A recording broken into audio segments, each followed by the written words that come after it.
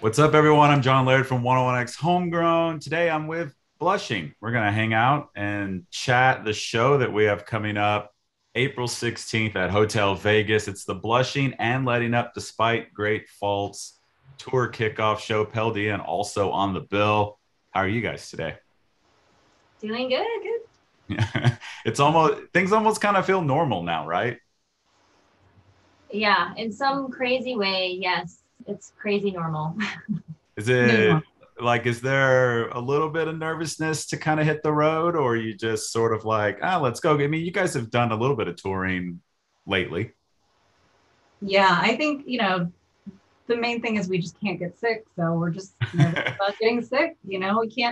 We have no days off or maybe I think one day near the end of tour. So Yeah, of course there's that anxiety, but fingers are crossed and that's all you can do right now. So, that's I fair. mean, other than that, I feel like we're just mostly really excited. yeah.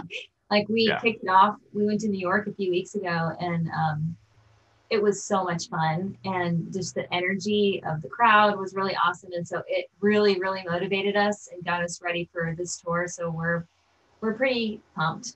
We're Yeah. pretty And excited Letting Up about it. was with you guys on that too, right?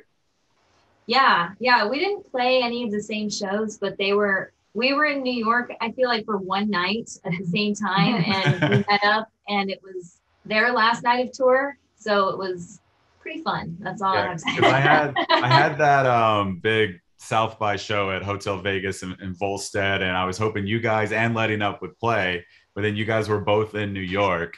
But one of the things that really stood out to me about that South by show was how many people essentially told me like this is the most normal I've felt in forever. So to hear you kind of say, like that in New York, it was sort of the same way with how you guys played. It's just nice to hear. Yeah. It's been a while since I've had that many people say this feels just kind of like regular. Yeah, I don't know. It's a weird thing to kind of note now, but it's so true everywhere.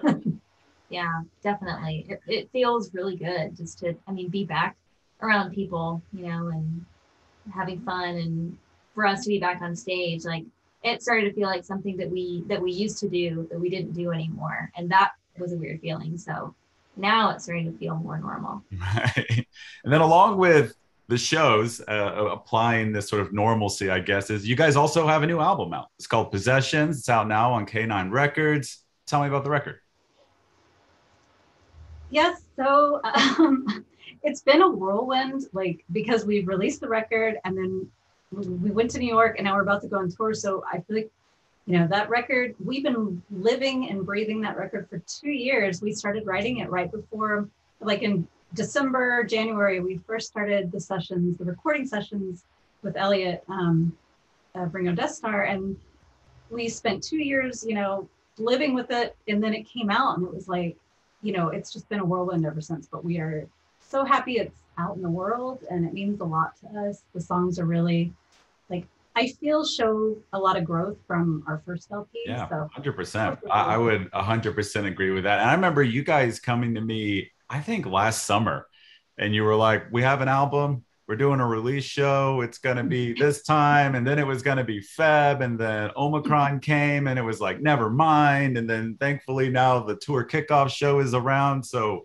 I feel like we have been trying to coordinate on the album or just something now for well over a year. So, it's got to be nice to kind of finally, I guess, have it out there. Yeah, it's really nice. I mean, the whole making the when we first went into the studio, we were planning to be done with it like 3 or 4 months tops, and then everything turned upside down on its head, and ever since then nothing has gone as planned. All the way down to like trying to do the album release show, and just like you were mentioning, so now that things are actually happening and we are able to like, okay, this is really it did come out, or did I dream that it came out? And now we're actually finally here. And I think that we can just breathe easy. And then, there was all the vinyl delays. And so we were really worried that the whole thing was going to be delayed. And so we just had to kind of let go. Right. We can't have any control over this. Whatever the universe gives us is going to give us. So now it is out and we're really happy and we're pretty proud of it too. Yeah. Yeah. I think it's a good thing. I've talked about it with a lot of artists over the last, well, I guess 2 years now, but I think everyone's kind of taken a real good learning lesson on, rolling with the punches a little bit and all of this.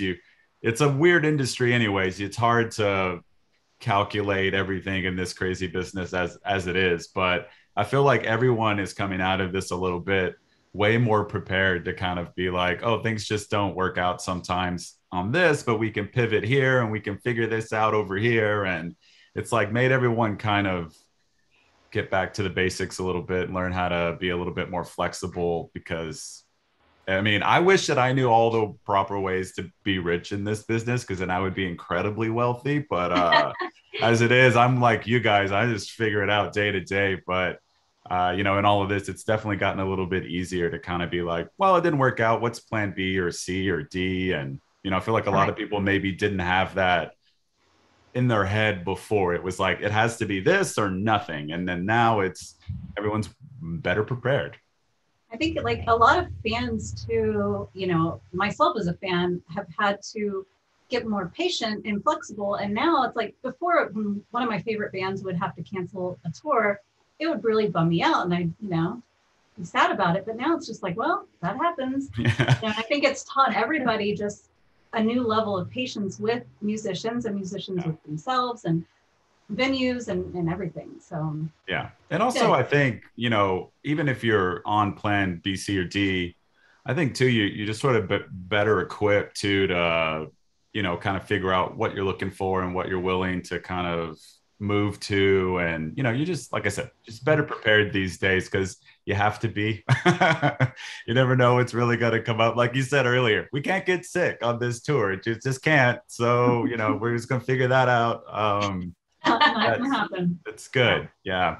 And obviously you guys are hitting the road with Letting Up Despite Great Faults, who also just put out an album called 4. Those guys, my side one track one has been around since 2006. I think they were in the first like crop of bands I ever wrote about on my site. So I've known Mike Lee and gang for a very long time. They're very dear friends of mine.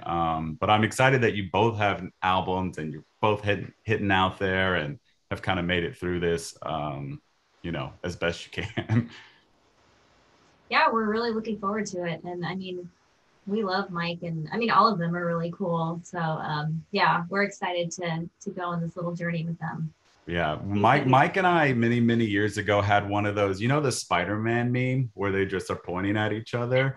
Essentially, I was like hanging around Holy Mountain. Remember when Holy Mountain was around? And I'm like just talking to this guy, and then he was like, "Wait, who are you?" And I'm like, "Well, who are you?" And he's like, "I'm Mike Lee. I'm in Letting Up Despite Great Faults." And I was like, "Well, I'm John Laird. I do side one, track one." And we were just literally like, "Oh wait," like it was so weird. And then that was how Mike and I met in person. We had only been like email buds before then. But oh, how funny!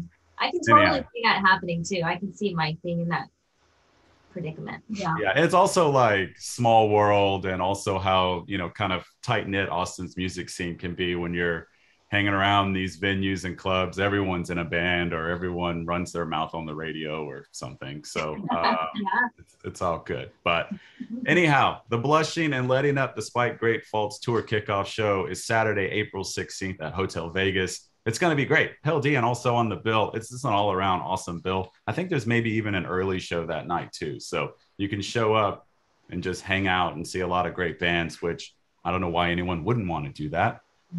Details can be had at 101x.com. If you're 21 and up, you can enjoy Karbach Brewing specials. Otherwise, get warmed up for the show.